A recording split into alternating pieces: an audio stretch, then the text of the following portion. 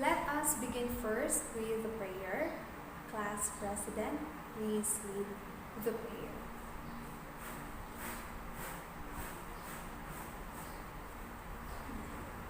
Good morning, class. Please arrange your chairs properly and pick up the pieces of paper. Always be reminded that we have environmental policies in our school that we have to follow. Okay? Everything's good. You may now take your seats. Class Secretary, may I have the attendance for today? Thank you. I also want to remind you about the classroom rules. Be respectful, be cooperative, listen to your teacher when she's discussing, and simply raise your hand if you want to say something. Understood? Okay. Before we proceed with the discussion proper, who can first recall what we discussed last time? Yes? Very good. So last time we discussed about onomatopoeia, which is when a word's pronunciation imitates a sound. I think you're now ready for the new topic. To begin with the lesson, I have here the objectives. Everybody read. At the end of the lesson, pupils should be able to define formal and informal English, use formal and informal English when appropriate to task or situation, and differentiate formal and informal English. To present to you the topic, I have here 2 pictures, and I want you to analyze them. What have you observed? Yes? Very good. So aside from what your classmate has mentioned, are there any other things that you notice? Yes? Good observation. Now with these pictures, what do you think is happening? Or what do you think are the scenarios? Yes. That's correct. And with those scenarios you mentioned, how do you think do they converse with each other? Anyone? Yes? Very good. They converse formally and informally. Our topic for today is called, what do you think? Yes. Excellent. So our topic for today is called formal and informal English, as what is stated on the objectives of the lesson. Okay. Now what do we mean with formal English? Everybody, please read. Formal English is a language used in serious texts and situations. How about informal English? Again, let us read. Informal English is a language used in everyday conversations. Okay. To have further understanding about formal and informal English, let us watch this video. And as we are watching, please take note of some important points and details, because later on I will call someone, at least 3 or 4 in the class, to cite those information or important details. Okay.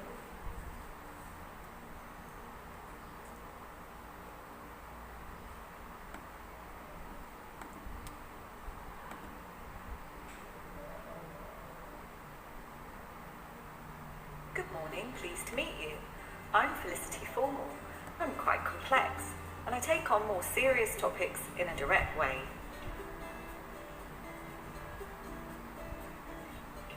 Hey, how's it going? I'm India Informal, and I'm friendly and relaxed. I use more emotions and show more personality. Today, we are going to talk about formal and informal. When you start to write something, you should always ask yourself, who is my audience? What's the best way to communicate my message? And what style of language should I use? Answering these questions will help you to write, but how do you know what style to use? And what's the difference between formal and informal writing style? Would you normally wear shorts and a t-shirt to a job interview? If you use language which is too informal, you can give a bad impression. Formal language sounds serious. It usually has an impersonal tone. It is used for academic writing, such as reports, articles, and letters such as job applications, because it sounds more professional. Informal language sounds chatty and usually has a personal tone. It is used for things like emails to friends, letters to your family, or text messages, because it's friendlier. So this email uses it. Now, from the video that you watched, what are those important information that you were able to write on your notebooks or papers? Yes? Very good. Any other? Yes. Very good. So, those are some important points that you were able to pick from the video that we watched. So, here are other features where formal and informal English differs from each other. Let us start with formal English. It is already mentioned before that formal English is what again? Yes? That's good. So formal English is usually used in a serious text or situation. In other words, it is for professional and what? Professional and who can guess? A one? Okay. Professional and academic purposes. Can you cite some examples of academic writing or professional writing or any written and spoken examples that you can think of that uses formal English? Anyone? Yes? Great example! So, here are some examples of formal English. And these examples are usually written in careful and edited way. How is that? It is because, for example, a writer has the time to edit or to prepare his work, his or her written work. It also occurs on official speeches because the speaker has already prepared his or her speech beforehand. Okay? Another thing, or the last thing that we should know about formal English is that sentences using formal English is written longer and complicated. Here is an example. Everyone, please read. As the price of 100 pesos was reasonable, I decided to make the purchase without further thought.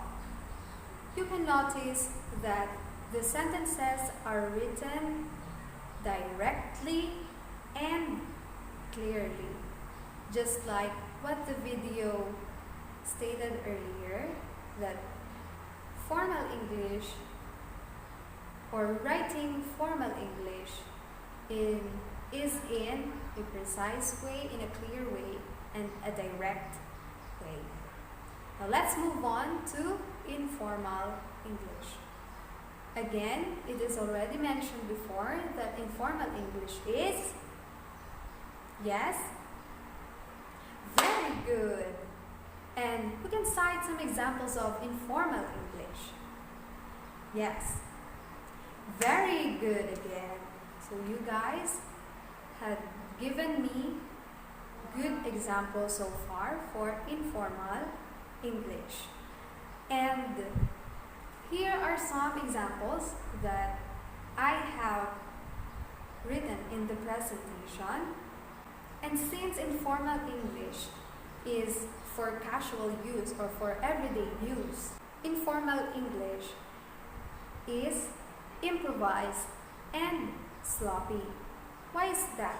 It is because unlike formal English, the writers or the speakers do not have to edit the text or edit or prepare their speeches if it's a spoken one. For example, I am going to talk to my friend, or I'm going to text my friend, I'm OTW. My friend can already understand what I meant in that text message. So she can already understand that what I'm saying is I'm on the way without spelling out everything in the text message. Okay? And with that example, it will lead us to informal English being simpler and shorter. There are some instances that people use also slang words and abbreviations, like my example earlier. Yet, people can already understand what we are trying to say. However, it cannot be used in formal settings, even though it is well understood by a person. Okay? Is that clear? Are there any clarifications? None? None so far? Okay. So, here is an example where an informal English is simpler and shorter. I used the same example in the formal English, but I revised it into an informal one. So everyone, please read. It was like one age, so I was like, okay. See, you can notice the big difference, right?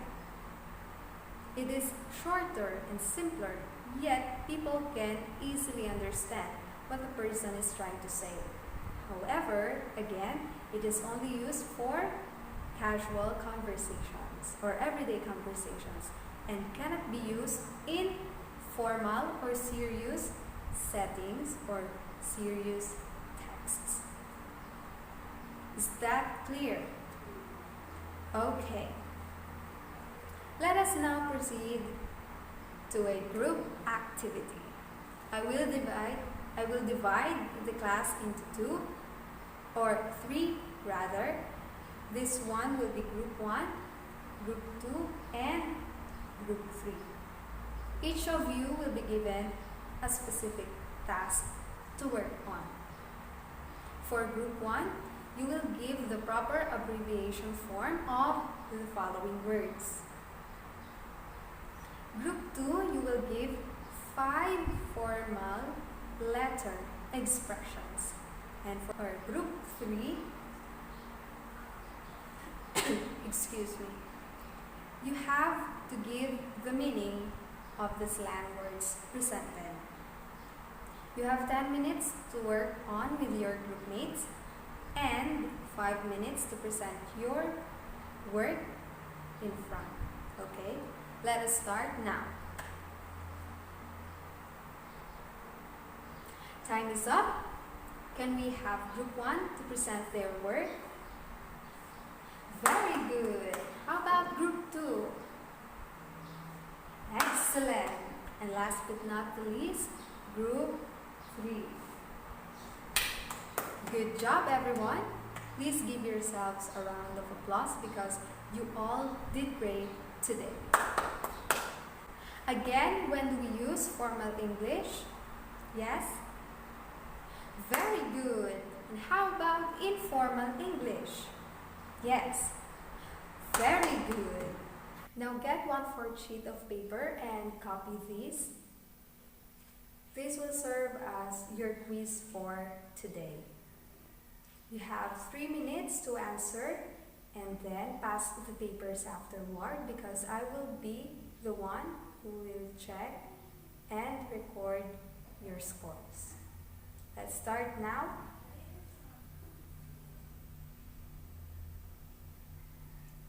Pens off, pass your papers. Now you may copy the assignment, and always remember that it always seems impossible until it's done.